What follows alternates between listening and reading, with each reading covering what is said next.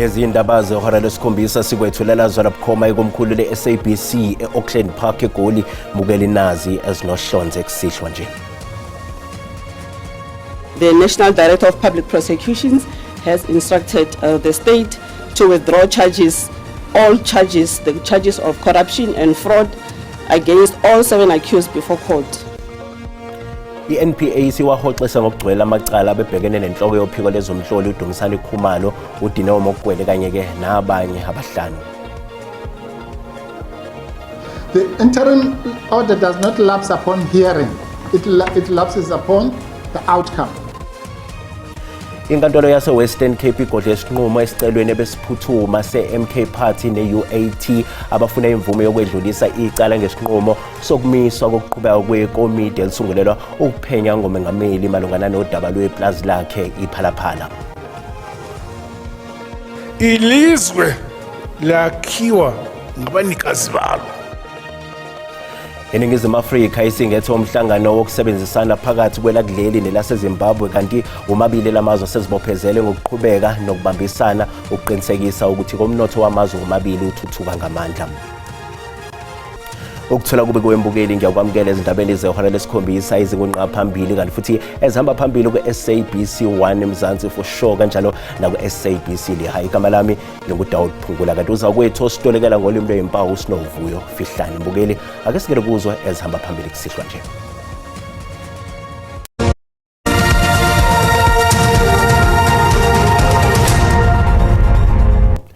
Uphiko lushushisa amacala omphakathi i-NPA lunqume ukwahoxisa ngokusemthethweni amacala okukhwabanisa nenkohlakalo abebhekene nenhloko yophiko lwezomhloli uLieutenant General Dumisani Khumalo, uBrigadier Dineo Mokoena kanye nabanye abahlanu.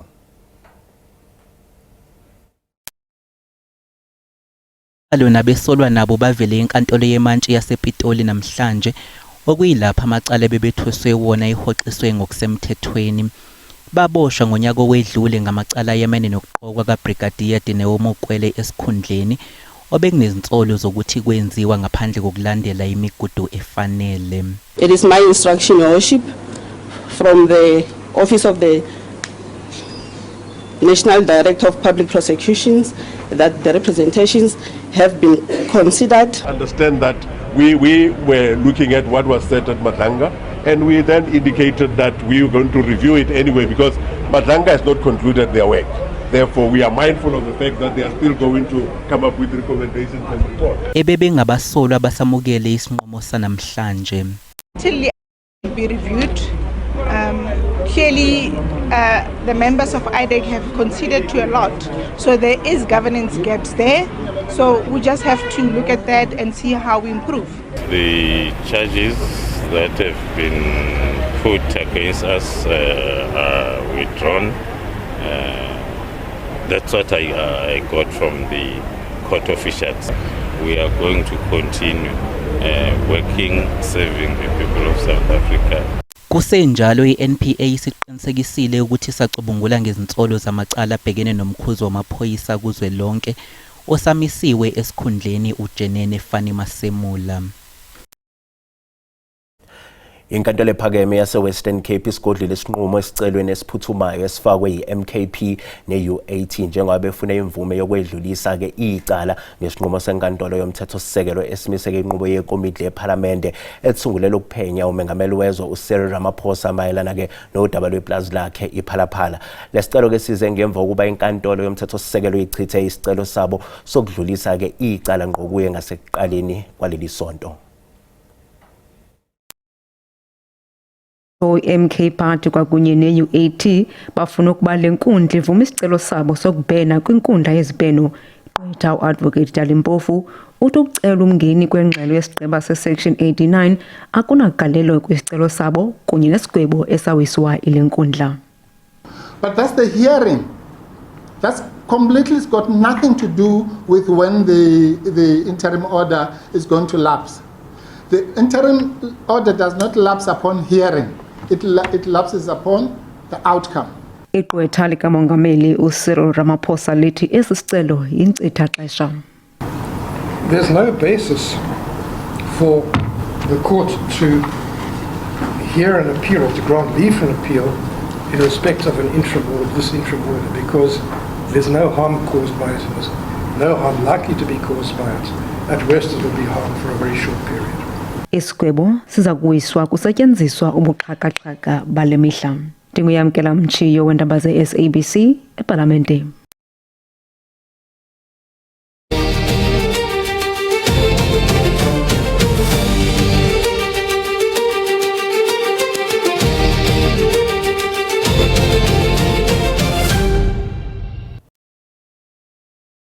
Ilungu lesishayamthetho uFadile Adams uzivumele ngokwakhe phambi kwekhomishana kaMadlanga ukuthi ubesetshenziswa uphiko lwe-IDEC naye ezimisele ukwenza noma yini ukuze i-IDEC iphumelele ophenyweni eyayiliqhuba ngophiko lwezomtloli. Ithebenze Komishana kaMadlanga udaba lwencwadi efungelwe esigaba samashumi amabili nesikhombisa yelungu leParliament uFadile Adams. Someone has altered this thing. I don't know why. I don't know how. Uphinde wathinta udaba lwezitatimende ezafuna ngumphenyi we-IDEC osamisiwe uDylan Perrimon. This was commissioned at my house in Cape Town. However, it is different from the A1s that were signed in the office.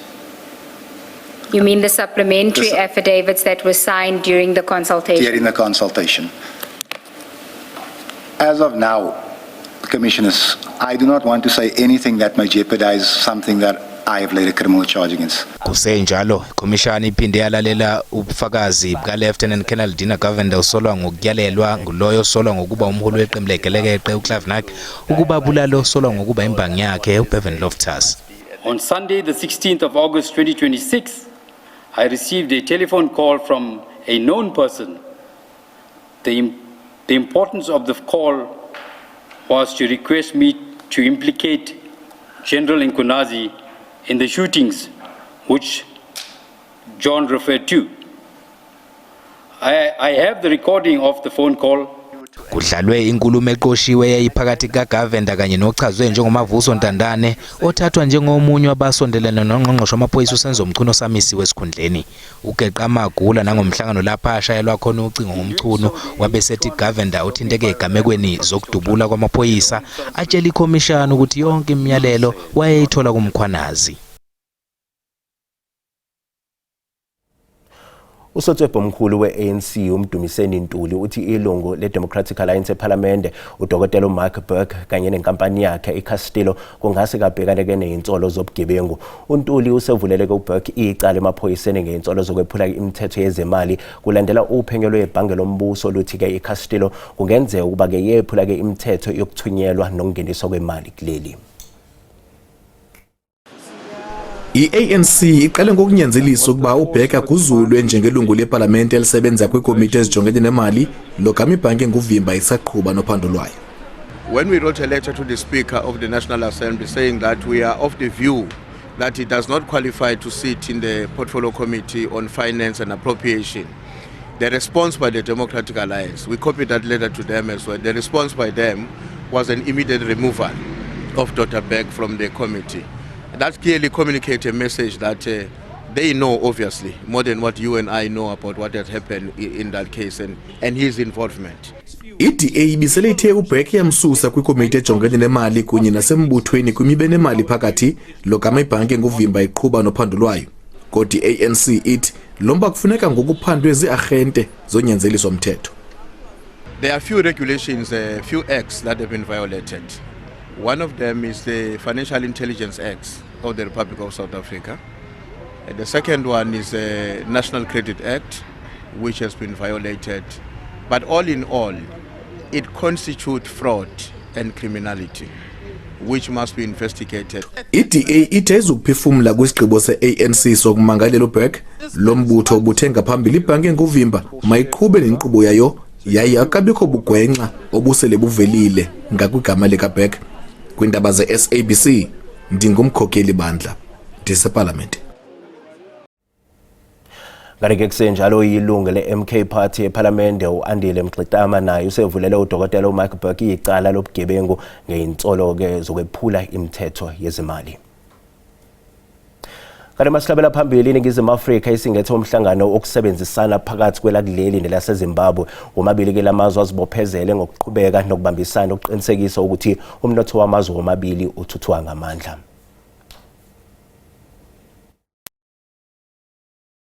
Khosa uphawule ngokubaluleka kokutshalwa kwemali okwengeziwe ukufukula umnotho lamazwe abambisene. The growth of our economies and the expansion of trade rely on increased investment in infrastructure. We should be working together to build the bridges, the roads, the dams, the airports, the health facilities, and schools that will drive our economies into the future. Kanti akugcinanga lapho njengoba umengameli waseZimbabwe enanele enkulumweni kaMengameli Cyril Ramaphosa ngobumqoka bokubambisana kwamazwe kwezithinta ezamabhizinisi. Ilizwe lakhiwa ngabanikazi balo. Umnangagwa uthi lamazwe engazuza likhulu uma ingabambisana asebenzise namakhono.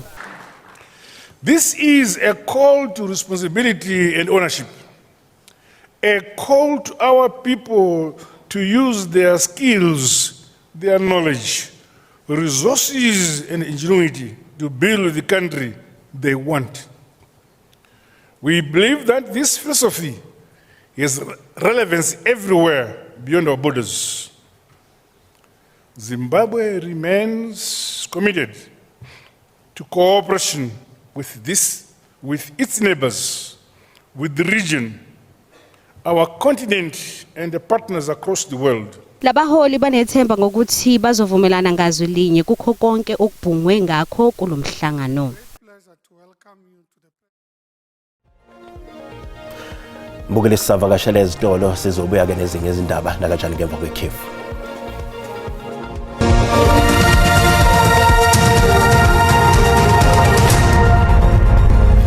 Mbukela sikubingelele siphinde sikwamukele izindaba noma ngabe usanda ngena asikwazisa ukuthi le indaba ziyatholakala ku YouTube na ku SABC Plus ngeke uzuzicinge ngamagama athi SABC izindaba nakanjani uzozithola ngomtshalo bazo.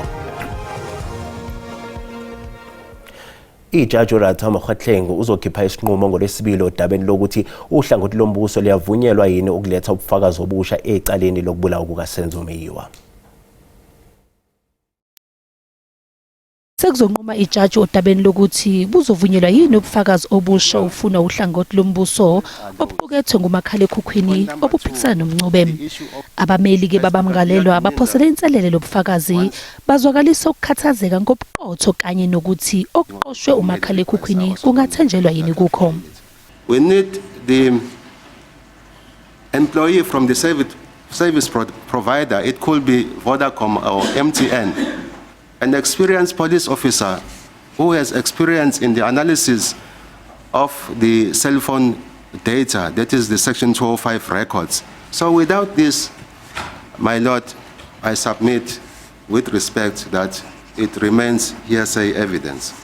U-Advocate Zandile Mshololo uthe umbuso awuzange ulandele imigudu efanele uma beletha okuqukethwe umakhalekhukhwini enkantolo. It is not true, my Lord, that the state only became aware of this evidence when accused number 3 was testifying. It's misleading, my Lord. Isinqumo ke sizocacisa ukuthi ubufakazi obusha bungasetshenziswa yini kuleli cala lokubulawa kukaSenzo Meyiwa.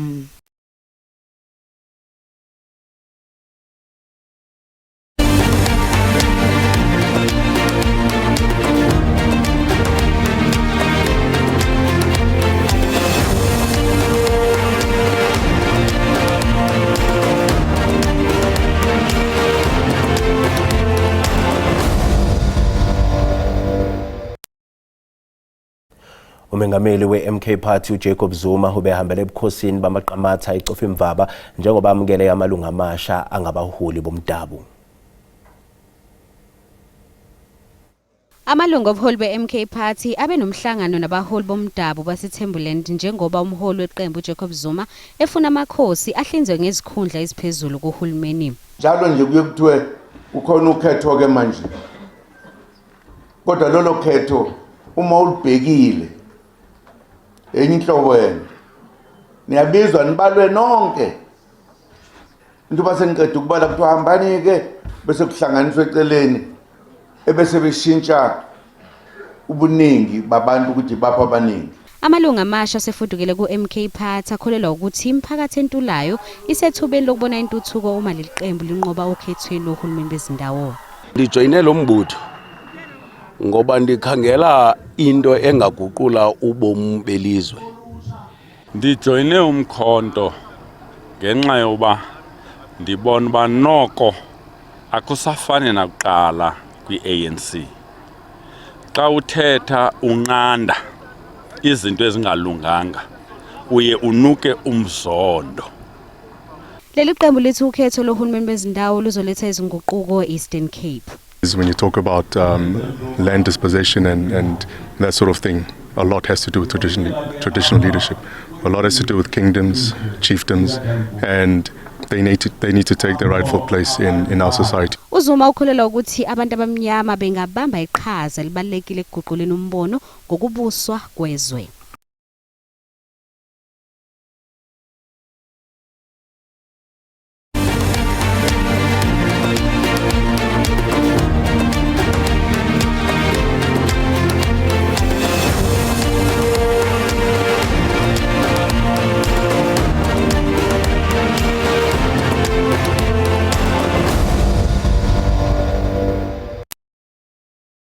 Owengamele ezemfundo eGauteng Lebogang Mayile kanye nezinhlaka ezahlukene zomthetho bagasele ngigazelele ezikoleni ezahlukene zaseWestbury eGoli ngenhloso yokuphenywa kwabafundi abaphatha izinto ezingavumelekile emagcekeni esikole.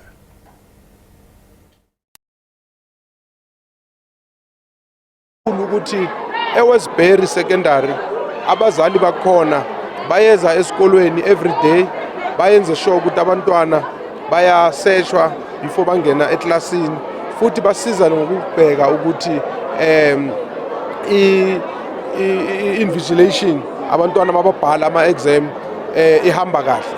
So sifuna ukucela umphakathi wethu, sicele abazali, sicele wonke umuntu ongakhona ukuthi asebenzisana nathi basiveze baye ezikolweni basebenzisane nezikolo ngoba siwuhulumeni ngeke sikhona ukuthi singaceda lobulelezi ngokwethu without i-help yabantu basekhaya. Uma sibuya esitolo sizobe sesikuphathela kumhlahlo wesimo sezulu noThayini Tshiza.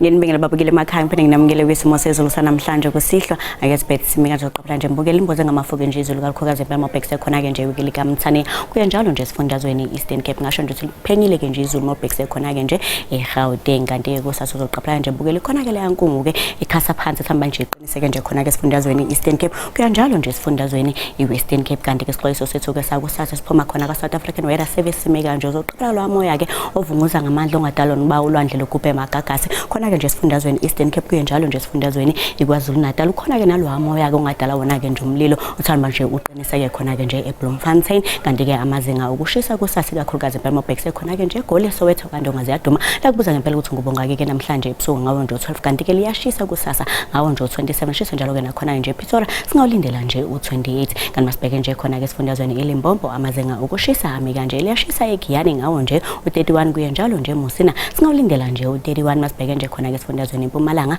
amazinga okushisa ami kanje eMombela ngasho nje siliyashisa ngawo nje u31 kanti ke eMelo thanda ukuthi nje lifudumale ke nje ngawo u26 masibheke nje khona ke sifundazweni KwaZulu Natal amazinga okushisa ami kanje eThekwini eClermont kwaMashu eMlazi liyashisa ngawo nje u29 kuye njalo nje uLundi singawulindela u35 kanti mawubhekise khona ke nje eMnambithi lesashisa limi nje ngawo nje u30 kanti masibheke nje khona ke sifundazweni eEastern Cape amazinga okushisa ami kanje eMthatha liyashisa ngawo nje u31 kanti ke Gqeberha lithanda ukuthi nje lipholeke singawulindela u21 kanti ke ebusuku liyabanda limi nje ku10 mawubheke nje khona ke sifundazweni Western Cape amazinga okushisa ami kanje liyabanda eKapa Lodumo ngo17 kanti ke George ngasho nje ukuthi lipholile limi ku23 mawubheke nje khona ke sifundazweni Northern Cape amazinga okushisa ami kanje Kimberley liyashisa ngo31 kanti ke liyabanda ke Calvina singawulindela u19 mawubheke nje khona ke sifundazweni Free State amazinga okushisa ami kanje Bethlehem limi nje ku26 kanti ke Bloemfontein singawulindela u29 asivala nje ngaso nje isifundazwe iNorthwest amazinga okushisa ame kanje eRustenburg liyashisa ngo29 kuye njalo nje eMahikeng singawulindela u29 sibeka lapho ke isimo sezulu sanamhlanje kusihlwa mina ke ngintombi kaMadlamini ulangelihle ngoba libalele ngithi konke kufeziwe.